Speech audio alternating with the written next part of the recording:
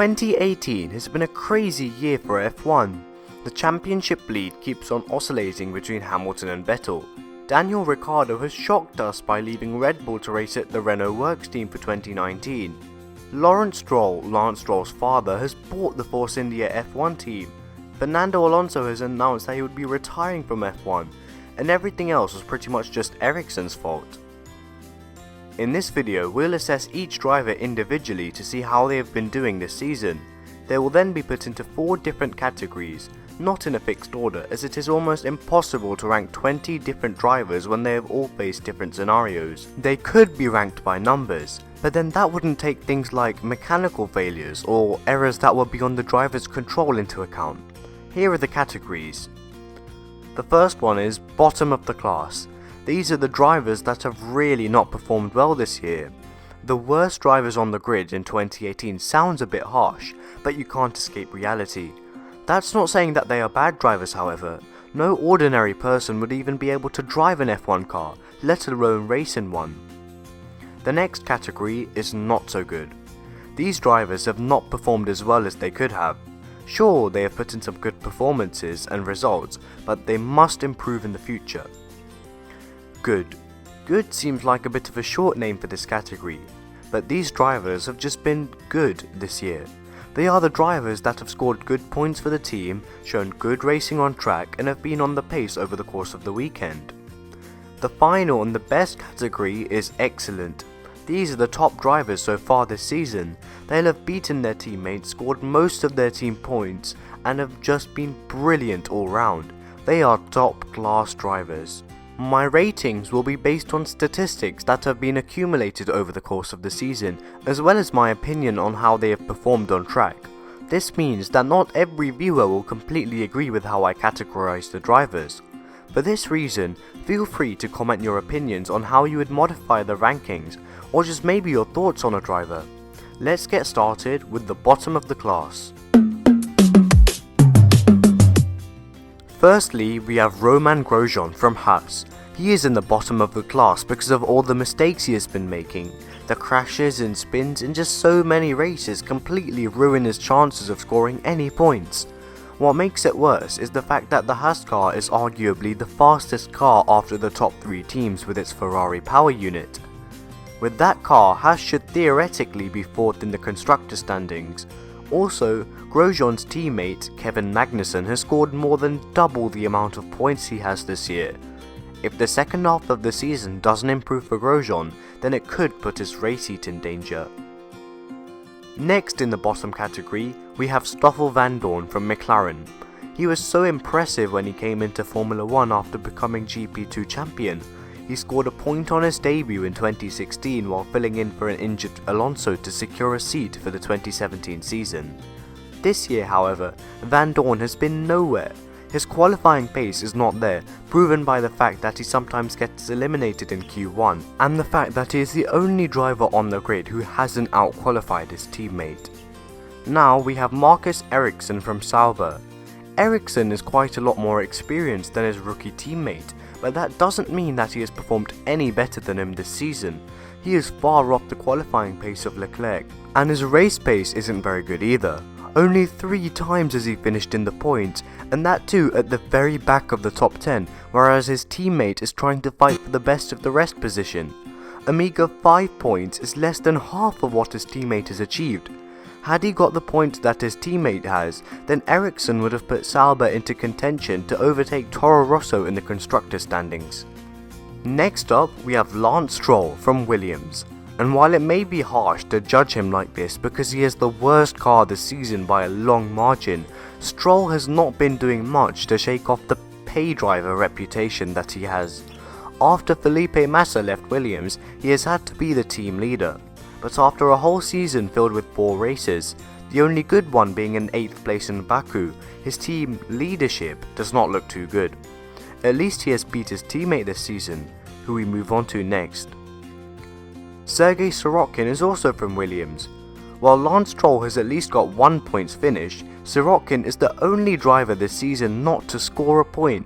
Sirotkin is also a paid driver, but he seems worse because the only person to benchmark him against is Stroll, another paid driver who hasn't been doing too well this season. However, the gap to his teammate is gradually closing, so things could get a lot closer in the latter part of the season. The final person in the bottom category is Brendon Hartley from Torro Rosso. While he may have proved himself to be a brilliant endurance racer, Formula 1 just doesn't look to be his thing. The qualifying gap to his teammate is huge, but the points gap is even bigger. Over the course of the season, the best that Hartley has managed are 2 10th place finishes, while his teammate Pierre Gasly has even been 4th place and is going to Red Bull next year. Many of the retirements that Brendon has had are not his fault, but when he does finish a race, it doesn't tend to bring the best result. Now let's move on to the not so good category. We are starting with Max Verstappen from Red Bull. Although he has beaten his teammate on Saturday, Sunday is a different story. Almost all of the early weekends featured a crash or a spin of some sort from Verstappen. Because of these mistakes, Verstappen has missed out on some really big points hauls that his teammate Daniel Ricciardo has capitalized on. However, in recent races, his form has started to improve, resulting in a race win. By the end of the season, could Max climb to the top of the ratings? Next up, we have Sergio Perez from Force India. Him and Ocon make for a really solid driver pairing. Last year, Force India were the best of the rest team, with Perez being the better driver. This year, it is reversed, and Ocon is the better driver. You may look at the driver standings and see Perez ahead of Ocon, but if you look at it more closely, you can see that most of the points that Perez has scored have come from one race, whereas Ocon has been a lot more consistent. The final driver in the not so good category is Kimi Raikkonen from Ferrari. He is more on the borderline of good and not so good because while he is consistent, he doesn't get the top spot on the podium.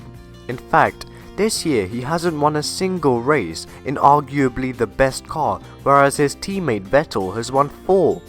With his latest stint at Ferrari, Kimi has got a solid number 2 driver reputation. He's never really been a threat to Vettel.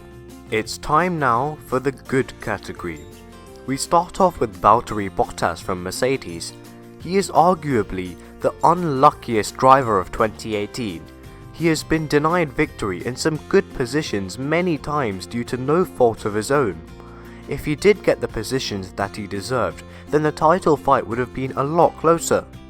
The reason that Bottas is in the good section and not the excellent is because despite the fact that he has been performing very well, most of the time his teammate Lewis Hamilton is just faster and has done more with the car. The next driver we have is Nico Hülkenberg from Renault. Over the course of the season, he has just been a very solid racer in a very solid car. There's nothing much to it. He was much better than his teammate Sainz at the start of the season, but that gap has started to close.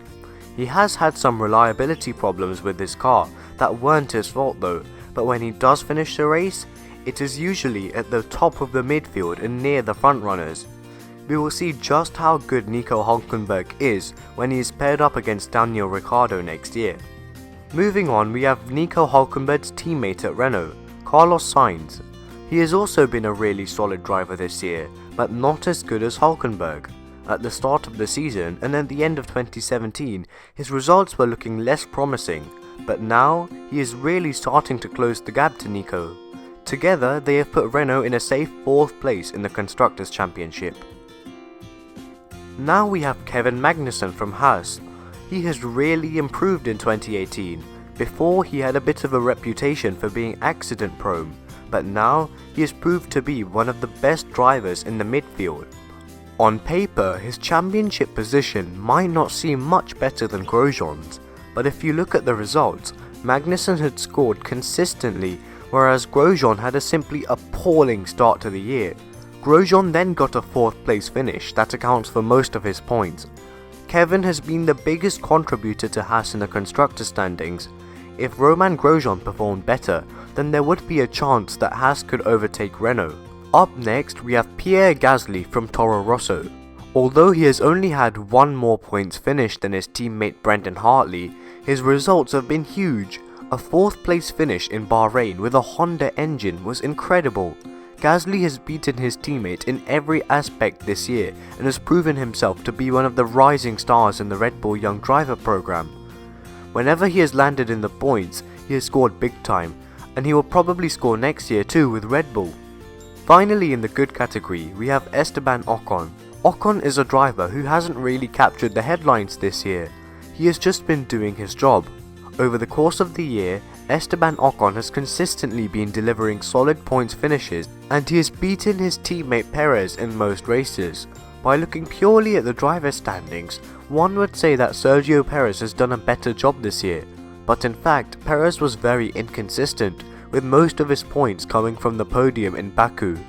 Ocon, on the other hand, has proven that he can deliver solid results week in, week out. Now let's move on to the best category of all, the excellent category. First up is Lewis Hamilton from Mercedes. He would obviously end up in this category. He is leading the championship by 24 points of course. Lewis has shown over the season that he is an all-round driver.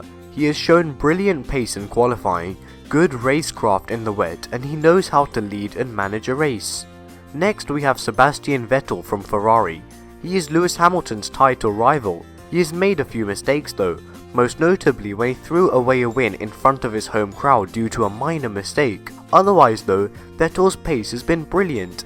He has also beaten his teammate by a huge margin, but what makes it different is that where other drivers beat their relatively inexperienced teammate, Vettel's teammate is also a world champion and a veteran of the sport.